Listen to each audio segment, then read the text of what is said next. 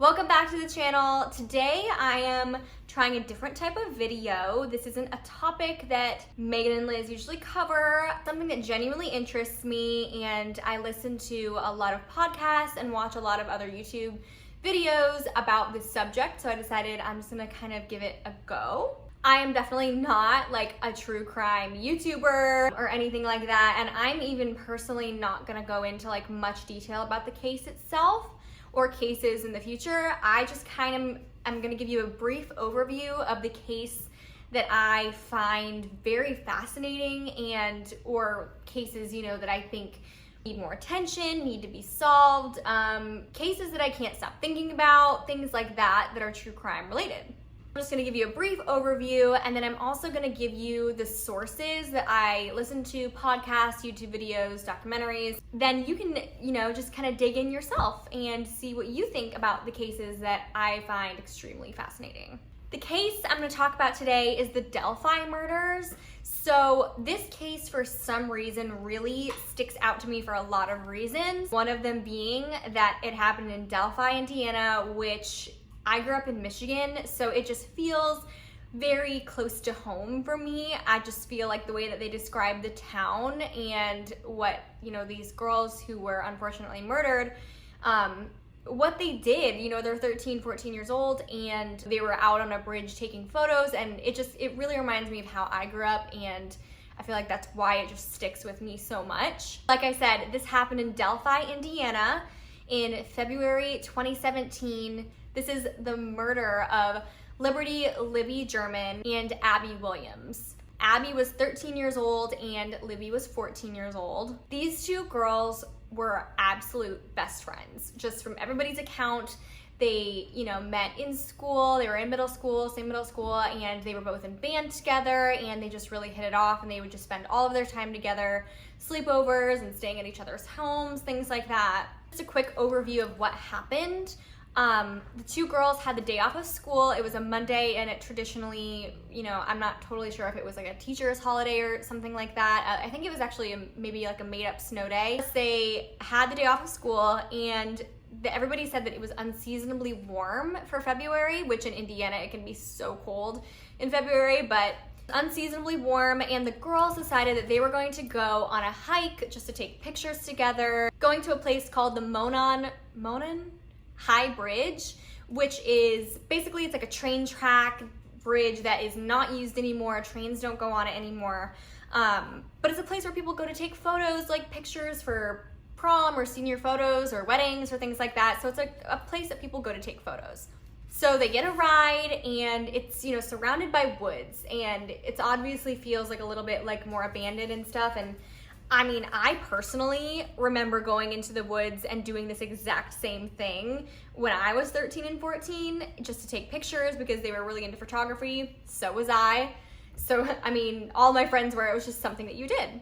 The two girls go together, and then the last photo was posted to Libby's Snapchat, and it was a photo of Abby on the bridge. What happens next is obviously very blurry, and it's very, nobody really knows. Long story short, their ride came to pick them up at the bridge, and they just didn't show. So nighttime comes around, and they're like freaking out because they don't know where their girls are, and they're 13 and 14. They're very young girls. So when it started to get cold and nighttime, everybody was like, okay, it's time to call the police. They searched a little bit the night of the day that they went missing, but they called off the search in the middle of the night just because it was getting dark, and just kind of like the terrain was a lot rougher than people anticipated, so they just called it off, and they were going to resume it in the morning. Next day, they unfortunately found the bodies of Abby and Libby, and the details of how they found them are not released to the public, and that's something about this case that is intriguing and mysterious, is because the police really have not released a lot of information about this case, which I think is, that happens a lot because sometimes they don't want to give away information that will, only the killer will know and things like that, which I totally understand. But the thing that I always get stuck on with this case, and the thing that is so heartbreaking for me in this case, is Libby actually took a video of this man walking towards them and she saved it to her phone. So when they found her phone, they have a video of this man who is like super suspicious, and authorities have gone on to release a video clip. I mean, but it's like literally 2 seconds long, and an audio clip of him saying, "Guys down the hill." But it's just so crazy to me, and why I just can't get over it is because it's 2020 now. It's been 3 years, and you think you have a video of this person. Like I said, it's 2020. It's just wild to me that there still isn't anybody in custody when there is an actual video of this man who may or may not have been their killer.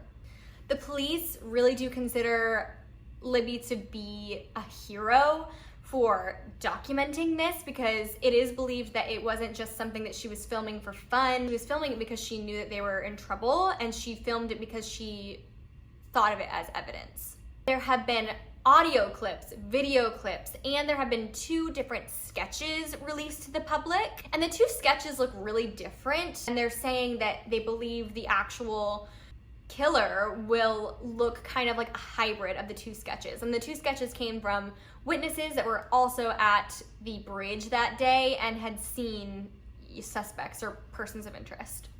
Again, I am not a crime YouTuber, and I promise you I have missed a lot of details. I have probably messed up a lot of details, but I did just kind of want to give you the overview of this case and why it really has stuck with me, and why I think that the more exposure it gets, maybe it can be solved. Maybe you know this person in the video. Sources that I have listened to on the Delphi murders, I mean, I have listened to, I feel like, a million podcasts about it. Crime Junkie is one of my favorite true crime podcasts. I mean, they're just top of the line. Absolutely love Crime Junkies. They did a whole episode on it, and they have done subsequent updates on it, and that podcast is obviously called Crime Junkies, and then the episode is called Killer on the High Bridge. Then there was a whole actual podcast series dedicated to this case, and that was called Down the Hill. Also, another podcast that I've listened to is True Crime Garage.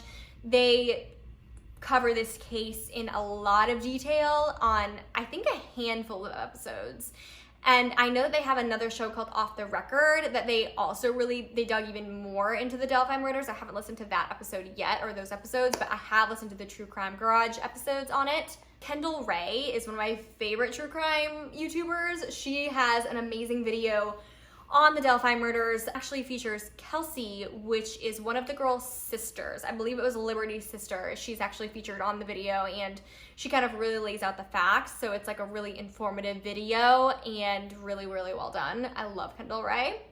Overall, I think that this case is one that just sticks with me. This is just a wild case, and I'm just really, really fascinated about it.